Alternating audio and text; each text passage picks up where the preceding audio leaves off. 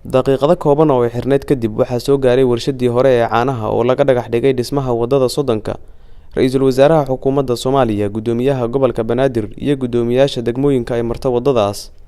Xasan Cali Khayre, Ra'iisul Wasaaraha Xukuumadda Soomaaliya, ayaa sheegay in dhismaha wadadan ay qayb ka qaadanayso sugidda ammaanka degmooyinka ay marto. jeesteen iyagu dalkooda dib u dhistaan. Hore ayaan ugu sheegnay ummadda Soomaaliyeed annaguna isu sheegnay dalkeena haddaanan annagu dhisan cid noo dhisaysa male. Annagu haddaanan isu soo jeesan cid noo soo jeesanaysa male. In wadada Soddonka la dhisaayo waxay ka mid tahay kow in bilaacda magaalada la soo celiyo, labo in dadka Soomaaliyeed loo fududeeyo nolosha magaalada, iyo saddex waxay qayb weyn ka tahay in amniga magaalada wax laga qabto. Jidadkoo la dhisay waxay macno weyn ka taraysaa in amniga magaalada si wanaagsan loo sugo. Xukuumaddu waxay iyadoo kaashanaysa gobolka Banaadir iyo ganacsatada waxay ka dhiiban doontaa qaybteeda haddii Ilaahay yiraahdo in wada walba oo magaaladan iyo dalkaba ku taala haddii Ilaahay yiraahdo la dhiso. Waxaan dadka Soomaaliyeed ee magaaladan ku dhaqan kula dardaarmaya gudoomiyahana aan ku boorinayaa in jidadka magaaladana la dhiso ayagoo dhan magaalada bilicdeedana in la soo celiyo haddii Ilaahay yiraahdo.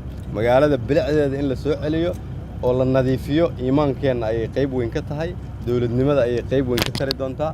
shacabka Soomaaliyeed waxaan ugu baaqayaa meel walba ay joogaan inay ka qayb qaataan dib u dhiska dalkooda. Burburkii dawladnimadii Soomaaliya kadib, wadadani waa mid ka mid ah kuwa aan helin dayactirka.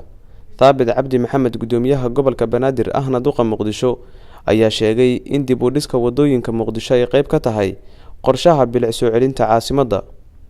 xasaaka sharaf noo ah in Ra'iisul Wasaaraha Xukuumadda Federaalka Soomaaliya Mudane Xasan Cali Khayre uu nagala soo qayb galo dhagax dhigii wadada la dhisi doono wadada Soddonka ee ka bilaaban doonto isgoyska shaqaalaha ama ka bilaaban doonto warshada caanaha gaar ahaan dugsi sare Taleex oo ilaa ay ku gaari doonto isgoyska Fagax.